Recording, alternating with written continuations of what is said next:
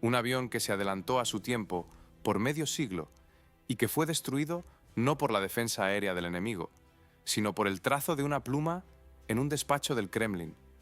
Amigos, les presento al T-4 Sotka, un titán supersónico único de la aviación soviética. ¿Cómo se logró crear una máquina que volaba a 3 veces la velocidad del sonido, mientras los pilotos la controlaban completamente a ciegas, guiándose únicamente por los instrumentos?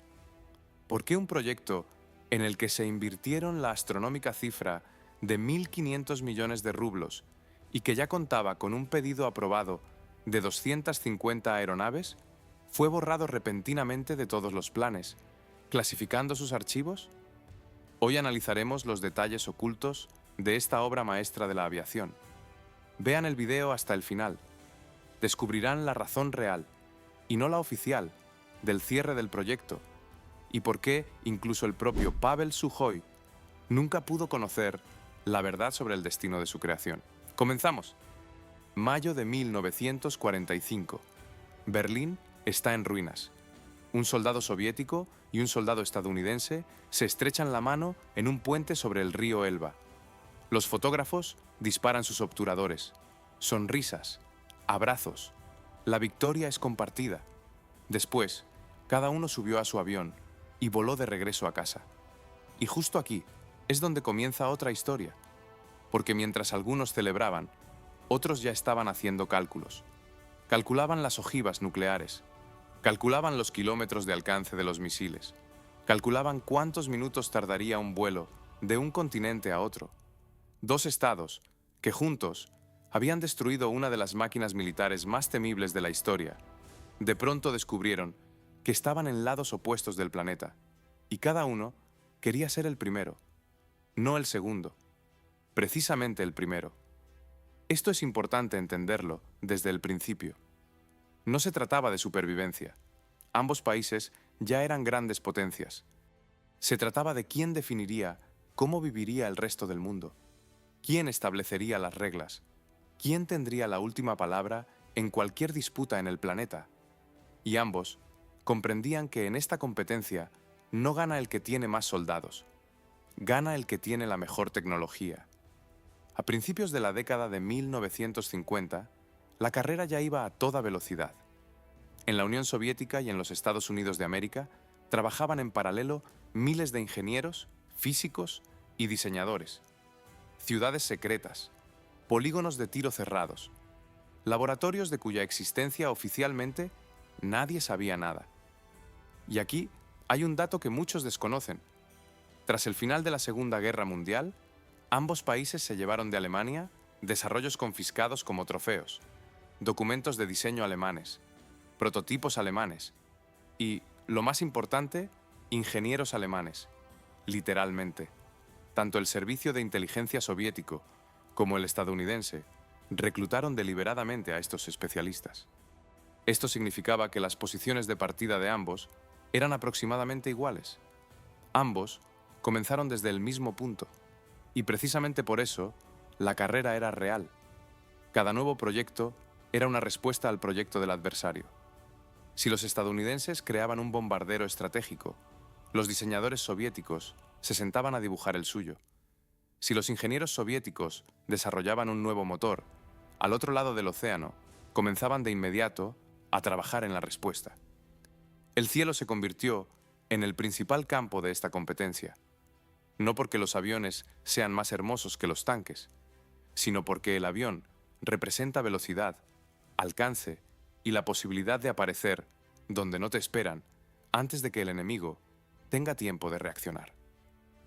En los años 1950 y a principios de los 60, la aviación militar de ambas potencias se desarrollaba a tal velocidad que los modelos quedaban obsoletos antes de llegar a la producción en serie. En 1900, la Unión Soviética no se quedaba atrás en esta carrera.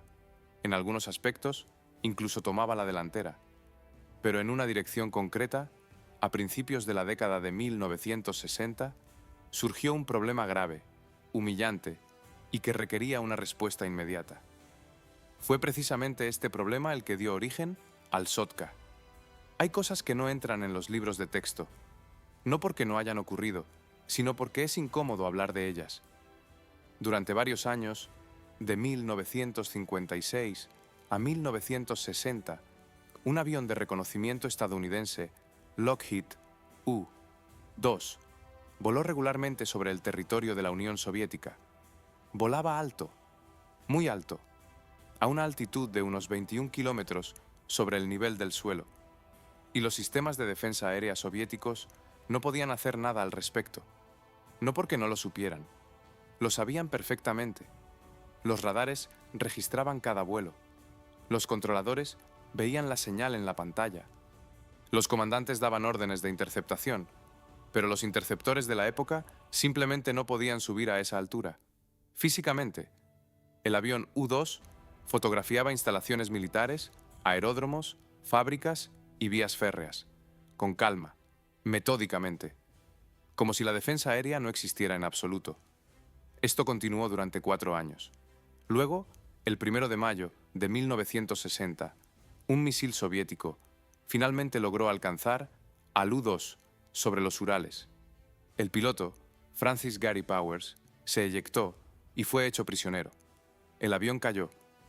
La película de reconocimiento con las fotografías de las instalaciones soviéticas cayó en manos de la parte soviética. El escándalo fue enorme, internacional. Las negociaciones al más alto nivel fracasaron, pero dentro del mando militar soviético se mantenía otra conversación, silenciosa, sin actas oficiales. 4 años. Durante 4 años, un avión extranjero voló sobre nuestro país y no pudimos hacer nada. Esto debía excluirse para siempre. El problema no era solo el avión U-2 en sí. El problema era el concepto. El enemigo comprendió que si se vuela lo suficientemente alto y rápido, se es inalcanzable. Por lo tanto, se necesitaba una respuesta no a una máquina específica, sino a esa idea misma. Y la respuesta debía funcionar en ambas direcciones. La Unión Soviética requería su propio avión que pudiera hacer lo mismo y hacerlo mejor, volar más alto, volar más rápido, llevar no solo cámaras fotográficas, sino también misiles, llegar a donde no lo esperan y retirarse antes de que el enemigo tenga tiempo de reaccionar. En 1963, el Ministerio de Defensa de la Unión Soviética formuló las especificaciones técnicas. El documento era secreto, pero su esencia se reducía a unos pocos parámetros, cada uno de los cuales, por sí solo, ya era un desafío. Y todos juntos parecían ciencia ficción. Una velocidad no menor a 3 veces la velocidad del sonido, una altitud superior a los 20 kilómetros, un alcance suficiente para llegar a los grupos de portaaviones del enemigo en mar abierto, y al mismo tiempo llevar una carga de combate. No un explorador, no un bombardero, algo fundamentalmente nuevo. En la industria de la aviación de la Unión Soviética había varias grandes oficinas de diseño, cada una con su historia, su escuela y sus ambiciones. Todas recibieron el encargo, pero ninguna se apresuró a asumirlo con todas sus fuerzas. Había demasiadas incógnitas, demasiados riesgos y muy poca comprensión de cómo lograrlo, excepto una oficina de diseño. Pavel Osipovich Sujoy no era amigo de hablar de más. Sus colegas recordaban que en las reuniones podía pasar 1 hora sin pronunciar una sola palabra. Escuchaba, pensaba, y luego una sola frase, precisa, sin palabras superfluas, y todos comprendían que la decisión estaba tomada.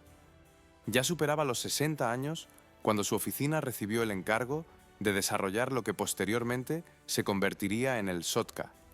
A sus espaldas tenía décadas de trabajo, cazas, aviones de ataque a tierra, aviones a reacción.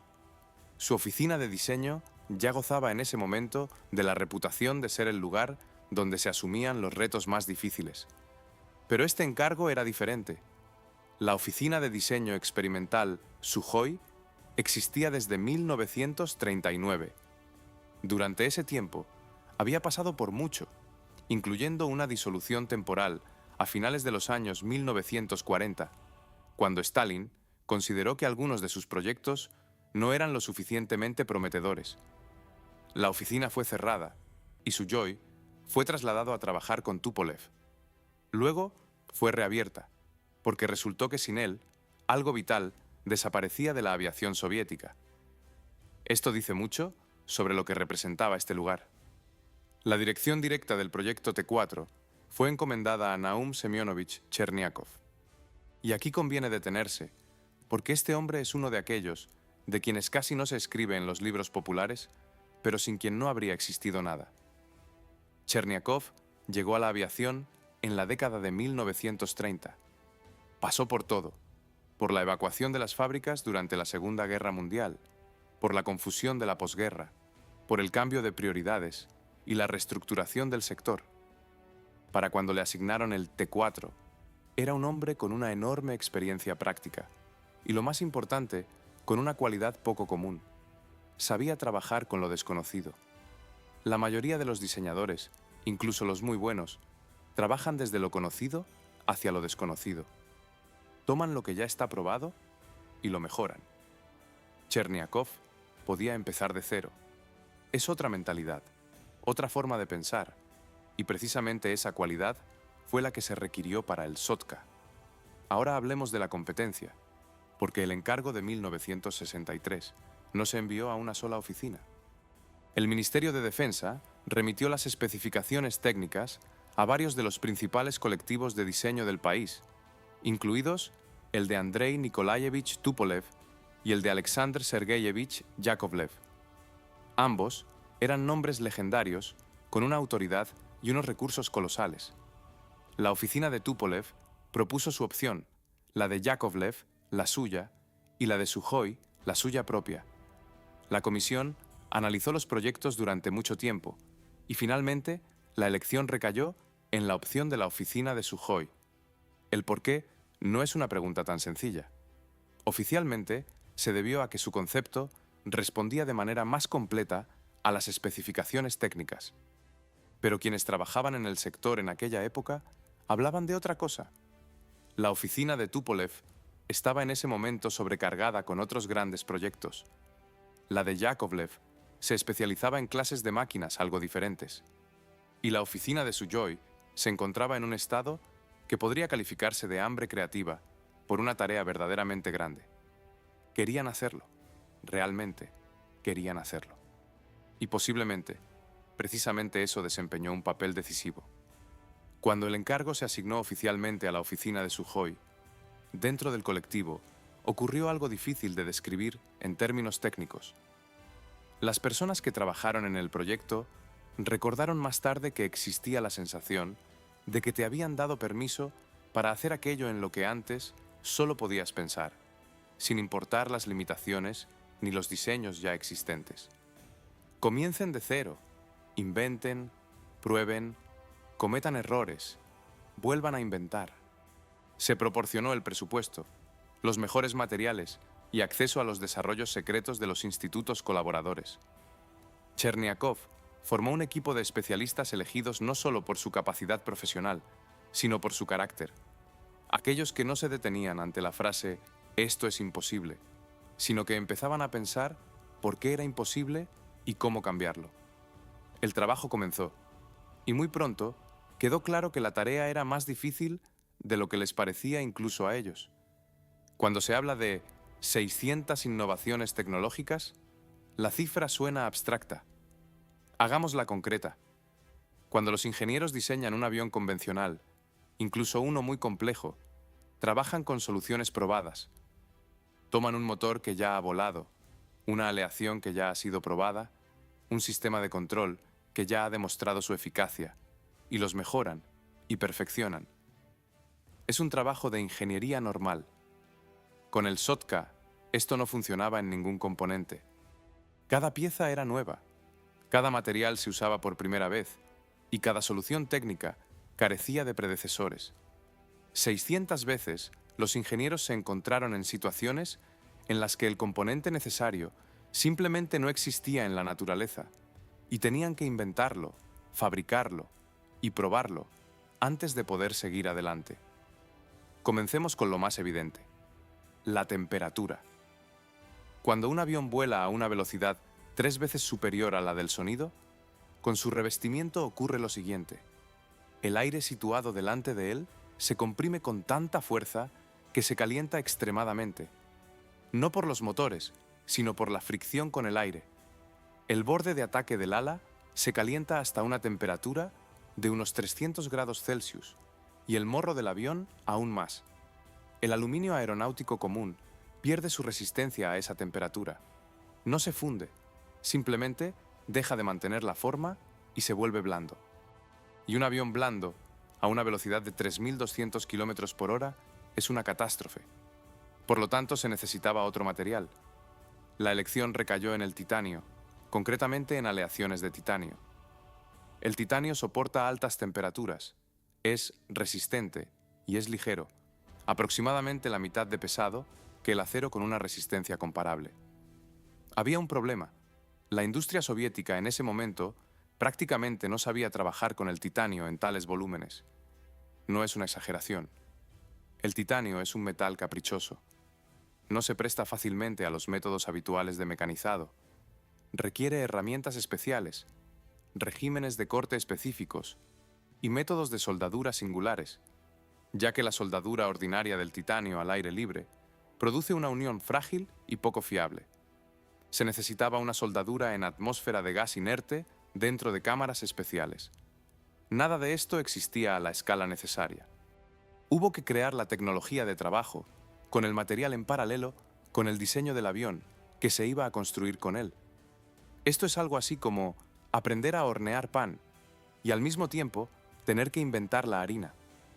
El siguiente problema era la sección del morro. A las velocidades para las que se diseñó el Sotka, la disposición clásica de un avión con morro fijo crea una dificultad grave durante el despegue y el aterrizaje. El piloto se sienta detrás del morro y con el fuselaje en posición horizontal, simplemente no ve la pista de aterrizaje bajo el ángulo necesario. La solución que idearon los diseñadores de la oficina de Sukhoi fue elegante y compleja a la vez. La sección del morro del avión se hizo móvil. Durante el despegue y el aterrizaje, el morro desciende unos 10 grados, proporcionando al piloto la visibilidad necesaria. En vuelo, el morro se eleva a la posición horizontal para lograr una aerodinámica óptima. Suena sencillo. En la práctica, es un mecanismo independiente con accionamiento hidráulico, un sistema de sensores y bloqueos. Un mecanismo que debe funcionar sin fallos a temperaturas que van desde los 50 grados bajo cero en la altura hasta los 300 grados sobre cero en el revestimiento. Una oscilación de 350 grados para un solo componente. En el avión había decenas de componentes como este. 4 motores, turborreactores, RD-3641, desarrollados en la oficina de diseño de Piotr Alexandrovich Kolesov. Cada uno desarrollaba un empuje de unas 16.000 toneladas fuerza. Para comparar, el empuje del motor de un avión de pasajeros común de la época era de unas 8.000 a 10.000 toneladas fuerza. Es decir, cada uno de los 4 motores del Sotka era el doble de potente que el motor de un avión civil. 4 motores de este tipo aceleraban una máquina de unas 100 toneladas hasta 3 veces la velocidad del sonido. 100 toneladas representan, para entenderlo, unos 80 automóviles medianos de pasajeros. Toda esta masa debía elevarse a una altitud de 25 kilómetros y acelerarse a 3.200 kilómetros por hora. El sistema de control del avión, a tales velocidades, tampoco podía ser común. A una velocidad de 3.000 kilómetros por hora, el piloto físicamente no tiene tiempo de reaccionar a todos los cambios en el comportamiento de la máquina. El avión reacciona más rápido de lo que el ser humano puede pensar. Por eso en el Sotka se aplicó un sistema de control por cable, donde no hay conexión mecánica entre la palanca del piloto y las superficies de control, solo señal eléctrica y automatización. Para la aviación soviética de la década de 1960, esto era una novedad absoluta. Y así ocurría con cada sistema: el de combustible, el de navegación, el de soporte vital de la tripulación, a una altitud donde la presión atmosférica es aproximadamente una 25ª parte de la presión en la superficie terrestre. 600 innovaciones. Cada una tarea independiente. Cada una un riesgo propio. Cherniakov le decía a su equipo algo como: no estamos construyendo un avión basándonos en un modelo. Estamos construyendo el modelo según el cual otros construirán más tarde. Comprendían la magnitud de lo que hacían y continuaban trabajando. Entre el plano y el primer vuelo hay un abismo. Cualquier diseñador de aviones lo sabe. Se puede calcular todo, hasta el último tornillo, probar cada componente en el banco de pruebas, realizar miles de horas de simulación por computadora, y aún así, hasta que la máquina no se separa de la Tierra, no se sabe nada, porque el aire no ha leído tus cálculos. El trabajo en el SOTCA se desarrolló desde mediados de la década de 1960. En paralelo se construía la célula, se ponían a punto los motores y se ensayaban los sistemas de control. Cada etapa era un programa de pruebas independiente, con sus bancos de pruebas y sus equipos. Para 1971, el primer ejemplar de vuelo estaba listo. La máquina fue trasladada a la base de pruebas de vuelo. El piloto de pruebas, Vladimir Sergeyevich Ilyushin, hijo del famoso diseñador de aviones Sergei Vladimirovich Ilyushin, junto con el navegador de pruebas Nikolai Alferov, se preparaba para el primer vuelo. Ilyushin era un hombre experimentado, con cientos de horas en máquinas experimentales. Estaba acostumbrado a que el primer vuelo de un avión nuevo fuera siempre un diálogo con lo desconocido. No sabes cómo se comportará la máquina en el aire, solo sabes cómo debería comportarse según los cálculos. Debería y se comporta son cosas diferentes. El 22 de agosto de 1972, el T-4 se elevó en el aire por primera vez. El primer vuelo fue corto, 40 minutos. La tarea era sencilla: despegar, ganar altura, recorrer la ruta y aterrizar. Sin récords, sin velocidad supersónica, simplemente comprobar si volaba. Volaba. Ilyushin describió más tarde la sensación en la cabina durante el despegue de la siguiente manera: la máquina aceleraba por la pista de una forma totalmente distinta a un caza. No de forma brusca ni de golpe. Ganaba velocidad de manera suave, pesada, como a regañadientes, y de pronto la tierra simplemente desaparecía bajo las ruedas. Sin sacudidas, sin golpes. Simplemente, antes había tierra, y de pronto ya no la había. 100 toneladas de metal subían al cielo de forma silenciosa. Después del primer vuelo, comenzó el largo y metódico proceso de ampliación de la envolvente de vuelo. Cada vuelo posterior era un poco más alto, un poco más rápido, un poco más largo. Los ingenieros en tierra estudiaban los datos de los registradores de a bordo, detectaban desviaciones, hacían ajustes y de nuevo al aire. Es la rutina del piloto de pruebas, pero una rutina en la que cada paso está en el límite de lo conocido. La primera transición a la velocidad supersónica fue una historia aparte. Cuando un avión rompe la barrera del sonido, en la cabina apenas se siente. No hay golpe ni vibración. La aguja del instrumento simplemente cruza la marca. Pero fuera, en tierra, la gente escucha el estampido sónico, un chasquido agudo como el disparo de un cañón muy grande. A una velocidad 2 veces superior a la del sonido, el comportamiento de la máquina cambia.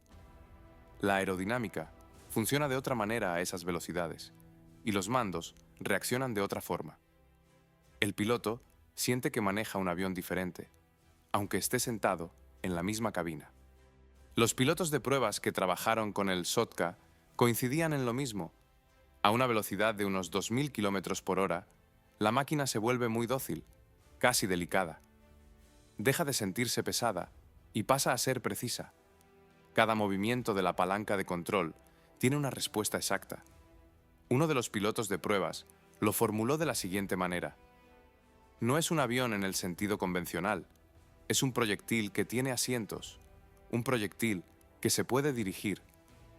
No es una metáfora, es una descripción literal de la física. A una velocidad de 3200 km por hora, el T-4 recorría una distancia de 1 kilómetro en aproximadamente un segundo, 900 metros por segundo. Mientras el piloto parpadea, el avión ya ha recorrido varios cientos de metros. El programa de pruebas continuaba y la máquina confirmaba las características de diseño. Altitud alcanzada, velocidad alcanzada y sistemas funcionando con normalidad. Hubo problemas, por supuesto. En algunos regímenes los motores mostraban un funcionamiento inestable. En uno de los vuelos surgieron dudas sobre el sistema hidráulico y varias veces los vuelos se pospusieron debido a observaciones detectadas en tierra. Esto es lo normal en un programa de pruebas, no una catástrofe, sino cuestiones de trabajo cotidianas. Para 1940 y 74, el T-4 había realizado 10 vuelos, cada uno ampliando la envolvente de vuelo y aportando nuevos datos para los ingenieros. El avión volaba, funcionaba y demostraba que las 600 innovaciones no eran una fantasía de los diseñadores, sino una realidad que se elevaba en el aire y regresaba a la Tierra. En la oficina de diseño reinaba un triunfo contenido, al estilo soviético. En la reunión de balance tras el 10º vuelo, Cherniakov dijo brevemente: «La máquina es una realidad». 4 palabras, pero todos en la sala comprendían lo que implicaban. Años de trabajo, 600 problemas resueltos y las vidas profesionales de decenas de personas entregadas a este proyecto. La máquina era una realidad. Y justo en ese momento, cuando todo encajaba, empezaron a ocurrir cosas extrañas. Mientras en la Unión Soviética, Cherniakov y su equipo lidiaban con las aleaciones de titanio y los sistemas de control, al otro lado del océano ocurría algo muy similar, aunque con un final diferente. A mediados de la década de 1950, los militares estadounidenses formularon una tarea que en su esencia era el reflejo simétrico de la soviética. Se necesitaba un avión estratégico, de gran altitud, supersónico, capaz de penetrar cualquier sistema de defensa aérea y asestar un golpe. El contrato lo obtuvo la compañía de construcción aeronáutica estadounidense North American Aviation. El avión recibió la designación XB-70 y el nombre propio de Valkyrie, Valkyria. Según la mitología nórdica, las valquirias son seres que vuelan sobre el campo de batalla y se llevan a los guerreros caídos. El nombre no se eligió por casualidad. La máquina resultó visualmente fantástica. Un enorme planeador delta de color blanco con una longitud de 57 metros y 6 motores turborreactores, General Electric YJ-93, situados en una góndola única bajo el fuselaje. La velocidad de diseño era de 3 veces la velocidad del sonido, es decir, unos 3.200 km por hora, con un techo de servicio de unos 23 kilómetros. Sobre el papel, casi lo mismo que el Sotka, pero el diablo, como siempre, está en los detalles. El primer prototipo del Valkyrie se elevó en el aire en septiembre de 1964, casi 8 años antes que el Sotka. Los estadounidenses comenzaron antes y parecía que debían llegar primero a la meta. No fue así. Los problemas empezaron de inmediato. Los motores del primer prototipo funcionaban de manera inestable. La velocidad de diseño de 3 veces. La velocidad del sonido solo se alcanzó en el segundo prototipo y únicamente en unos pocos vuelos de prueba. La estructura resultó ser más compleja de producir de lo previsto y los costes del programa aumentaron. Pero eso no era lo más importante. Mientras se probaba el Valkyrie, el propio concepto cambió. A principios de la década de 1960, en la Unión Soviética empezaron a aparecer sistemas de misiles antiaéreos de nueva generación. Precisamente un sistema así derribó al U-2 en 1960. Los analistas militares estadounidenses se hicieron una pregunta sencilla. Si un misil ya había alcanzado al U-2 a una altitud de 21 kilómetros, ¿qué tan segura estaría la Valkyrie a 23 kilómetros? La respuesta no les agradó. La penetración a gran altitud, por la que se apostaba, dejaba de ser una garantía de supervivencia, ya que los misiles se desarrollaban más rápido que los aviones. El mando estadounidense empezó a replantearse la tarea. ¿Para qué se necesitaba un bombardero de gran altitud si de todos modos podía ser derribo? Y entonces ocurrió lo que decidió definitivamente el destino del programa. El 8 de junio de 1966, durante un vuelo de demostración sobre el desierto de Mojave, en el estado estadounidense de California, el segundo prototipo del Valkyrie colisionó en el aire con un caza de escolta Northrop F-104 Starfighter. El caza entró en el flujo turbulento del ala enorme del Valkyrie, perdió el control y chocó contra ella desde arriba. Ambos aviones cayeron. De los dos pilotos del Valkyrie, uno logró eyectarse y sobrevivió. El segundo piloto y el piloto del caza no sobrevivieron. Fue una tragedia, pero en el contexto del programa se convirtió en el último argumento para quienes ya dudaban de su viabilidad. El programa se cerró en 1969. Se construyó un solo ejemplar de vuelo, el primer prototipo, el cual se conservó y hoy se encuentra en el Museo Nacional de la Fuerza Aérea de los Estados Unidos, en la ciudad de Dayton, en el estado de Ohio. Al hacer una comparación directa, se observan varias diferencias fundamentales entre ambos programas. Primero, el propósito. El Valkyrie se diseñó como un bombardero estratégico, el Sotka como un avión de reconocimiento y ataque dotado de misiles antibuque. Son conceptos de empleo diferentes. Segundo, la masa. El Valkyrie pesaba unas 240 toneladas en orden de vuelo. El Sotka, unas 100 toneladas, la mitad de pesado para unas características de velocidad comparables, lo que suponía una enorme diferencia desde el punto de vista de la economía y la discreción. Tercero, la altitud. El techo de servicio del Sotka era de 25 kilómetros. El Valkyrie operaba de manera estable hasta los 23 kilómetros. Una diferencia de 2 kilómetros en esas altitudes era muy significativa respecto al alcance de los sistemas de misiles antiaéreos de la época. Cuarto, el armamento de misiles.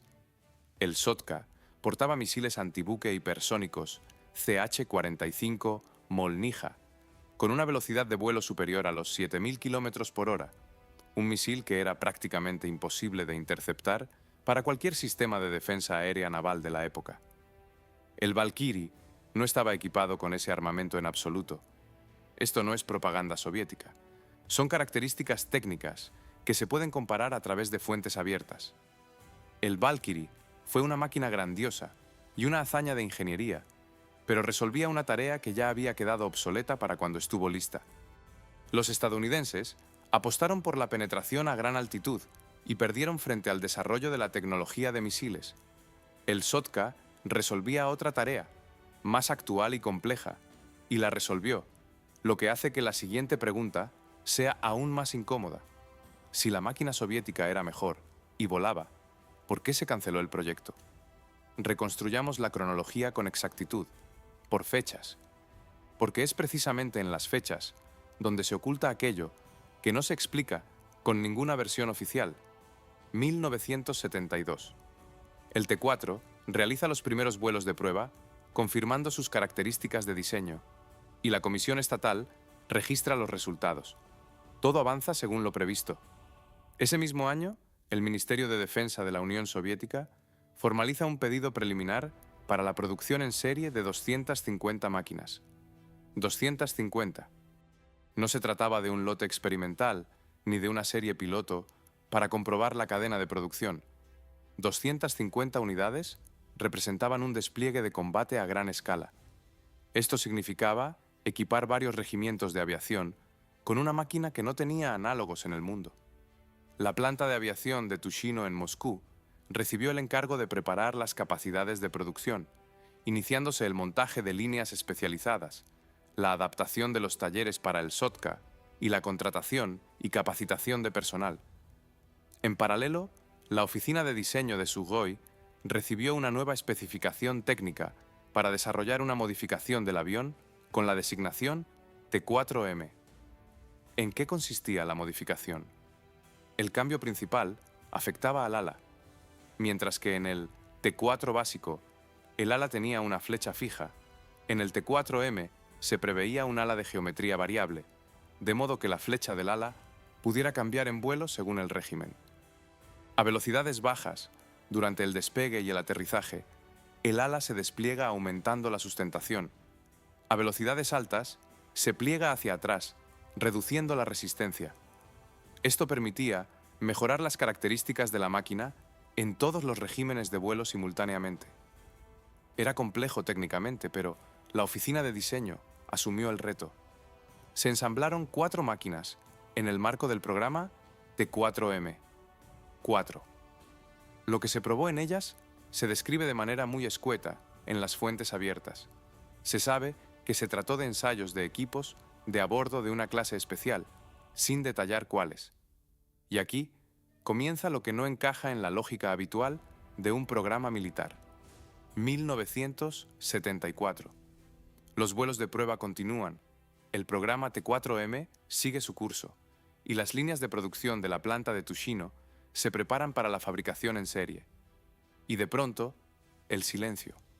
No una retirada gradual ni una reducción por etapas de la financiación, sino el silencio absoluto. Los trabajos se detienen, la financiación se corta, y los especialistas destinados al proyecto desde otras organizaciones reciben la orden de regresar a sus antiguos puestos. Las líneas de producción de la planta de Tushino, recién instaladas para el SOTCA, son desmontadas. 1975. Las pocas máquinas ensambladas que se encontraban en la planta se envían a almacenes de conservación y la documentación va al archivo. El proyecto se cierra oficialmente. Del pedido de 250 máquinas, no queda nada. Ahora lo más importante de esta cronología. Entre la decisión de producir en serie y la decisión de cerrar el proyecto, transcurrieron unos 3 años. 3 años es muy poco tiempo para cambiar radicalmente un concepto militar técnico. Muy poco tiempo para que aparezca un sustituto equivalente y demasiado tiempo para simplemente arrepentirse. En estos 3 años no ocurrió nada que explicara en la superficie tal decisión. No hubo fallos en las pruebas, no hubo catástrofes técnicas, no hubo un cambio radical en la situación internacional que hiciera innecesario el SOTCA, ni apareció otro avión soviético con características similares que pudiera sustituirlo. Nada de eso ocurrió. Pavel Osipovich Sujoi, fundador y director de la oficina, un hombre con una autoridad colosal en la industria de defensa soviética, galardonado con 2 premios Stalin y el premio Lenin, y 2 veces héroe del trabajo socialista, solicitó explicaciones personalmente. No recibió una respuesta clara.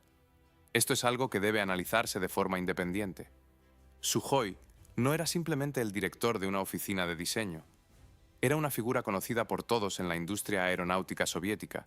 Su opinión tenía peso y su solicitud no podía ser simplemente ignorada. Y sin embargo, fue ignorada o se le dio una respuesta tan general y formal que no lo satisfizo. El coste total del programa en el momento de su cierre ascendía a unos 1.500 millones de rublos. En los precios de principios de la década de 1970, para la economía soviética, esta era una suma difícil de sobreestimar. Para entender la escala, el salario mensual medio de un ingeniero en la Unión Soviética en aquella época era de unos 120 rublos. 1.500 millones de rublos representaban el salario de aproximadamente 1 millón de ingenieros durante un año. 1 millón de personas por un año. Ese dinero no se gasta para luego cerrar el proyecto sin una razón de peso. Pero la razón no se hizo pública o se comunicó de forma confidencial. La versión oficial apareció más tarde, sonando razonable y formulada con lógica. Según ella, el proyecto T4 se cerró porque en la Unión Soviética ya se estaba desarrollando el bombardero estratégico Tu-160 en la oficina de diseño de Tupolev, y mantener 2 proyectos costosos simultáneamente resultaba inviable, por lo que los recursos se redirigieron al programa prioritario. ¿Lógico? A primera vista sí. Ahora miremos con más atención. El Tu-160 es, en efecto, una máquina sobresaliente, un portamisiles y bombardero estratégico con alas de geometría variable, el avión supersónico más grande de la historia de la aviación y el avión de combate más pesado del mundo en el momento de su creación. Pero la cuestión es que el Tu-160 y el T4 no eran competidores, eran máquinas con propósitos diferentes. El Tu-160 es un bombardero estratégico cuya tarea es portar misiles de crucero de gran alcance y asestar golpes a objetivos terrestres en la retaguardia profunda del enemigo. Es una máquina enorme, con una masa de despegue de unas 275 toneladas, una tripulación de 4 personas y un alcance de vuelo, sin repostar, de unos 12.000 kilómetros. El T-4 era un avión de reconocimiento y ataque, cuya tarea era alcanzar, a velocidad supersónica, la zona de un grupo de portaaviones enemigo en mar abierto, lanzar sus misiles antibuque y retirarse antes de poder ser interceptado. Era ligero en comparación con el Tu-160, con una tripulación de 2 personas y un papel táctico diferente. No era la misma tarea. Para usar una analogía sencilla, es como cerrar la producción de una lancha patrullera rápida, destinada a la vigilancia marítima, porque en otra oficina de diseño se está construyendo un portaaviones. El portaaviones es más grande, más caro y más importante estratégicamente, pero la lancha y el portaaviones cumplen funciones distintas. Uno no sustituye al otro. Esto era lo que ocurría entre el T-4 y el Tu-160. La Armada Soviética, a mediados de la década de 1970, desarrollaba activamente su aviación naval. Los Estados Unidos de América disponían por entonces de la mayor flota de portaaviones del mundo, con varias decenas de barcos, incluidos los portaaviones nucleares de las clases Enterprise y Nimitz, cada uno con capacidad para entre 60 y 90 aviones. Era una amenaza real, no abstracta, y precisamente para contrarrestar esta amenaza se creó el SOTCA. El Tu-160 no podía cumplir esta tarea, no porque fuera peor, sino porque estaba concebido para otra función. Su velocidad era de unas 2 veces, la velocidad del sonido frente a las 3 veces del T-4. Sus misiles eran para objetivos terrestres, no navales, y su perfil de vuelo era otro. Cerrar el T-4 en favor del Tu-160 significaba dejar a la flota soviética sin el instrumento de respuesta contra los grupos de portaaviones estadounidenses. Los especialistas que trabajaban en el sector lo comprendían perfectamente, y por eso la versión oficial no los convencía. Además, están las 4 máquinas de la serie T-4M. Este es un hecho que casi nunca figura en las explicaciones oficiales. Se ensamblaron 4 máquinas de la modificación, T-4M, y en ellas se realizaron pruebas de ciertos equipos de a bordo, sin especificar cuáles. Según datos indirectos mencionados por algunos veteranos del sector, se trataba de equipos de reconocimiento radioelectrónico de una clase nueva. No se trataba del avión en sí, sino de lo que llevaba dentro. Si esto es así, la lógica del cierre del proyecto adquiere un aspecto distinto. El avión en esta versión no era el objetivo, sino el portador, una plataforma para probar equipos que luego pasaron a otros programas aún más reservados. El avión cumplió su cometido y su tarea estaba resuelta. Por eso se cerró, no porque fuera malo, sino porque se utilizó como banco de pruebas para algo que aún hoy desconocemos. Verificar esta versión es imposible. Los documentos correspondientes, si existen, siguen clasificados. También existe una 4ª versión, la más prosaica, el dinero. Ya se habían gastado 1.500 millones de rublos, y la producción en serie de 250 máquinas habría requerido mucho más. La economía soviética a mediados de la década de 1970 experimentaba la presión creciente de los gastos militares. Mantener simultáneamente el programa T-4, el programa Tu-160, el programa de desarrollo de la flota de misiles y varios programas espaciales constituía una carga colosal para el presupuesto. Según esta hipótesis, la decisión fue financiera, fría y sin conspiraciones ni tecnologías secretas. El dinero simplemente no alcanzaba para todo, y alguien en el Ministerio de Hacienda marcó la casilla equivocada. Esta versión tampoco explica la cronología, ni por qué se construyeron las 4 máquinas T-4M tras decidirse el cierre, ni por qué no se le dio una respuesta clara a Sukhoi. ¿Cuál de las 4 hipótesis se aproxima más a la verdad? La respuesta honesta es que no lo sabemos. Posiblemente la verdad sea una combinación de todas ellas. El cabildeo se unió a la presión financiera, y sobre esto influyeron las consideraciones sobre la confidencialidad de las tecnologías. Las grandes decisiones rara vez se toman por una sola causa, pero hay un hecho innegable. El avión existió, voló, era el mejor de su clase en ese momento, y desapareció no porque cayera, ni porque fuera malo, ni porque apareciera una máquina mejor. Desapareció por razones que están fuera de la aviación. este es siempre el destino más amargo para un proyecto de ingeniería. No el fracaso, no la catástrofe, simplemente el silencio, una orden, una firma, el archivo. Sin embargo, un ejemplar sobrevivió y sigue en pie hoy en día. En la ciudad de Monino, cerca de Moscú, hay un museo, el Museo Central de la Fuerza Aérea de la Federación de Rusia, uno de los museos de aviación más grandes del mundo, con decenas de aviones al aire libre y en hangares cerrados.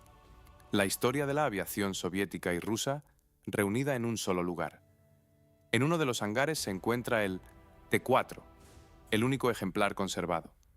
Quienes lo han visto en persona coinciden en que las fotografías no transmiten su verdadera magnitud. Al estar al lado, se comprende que no es simplemente un avión grande, sino otra categoría, afilado, alargado y con esa característica sección de morro móvil que los diseñadores idearon para mejorar la visibilidad al aterrizar.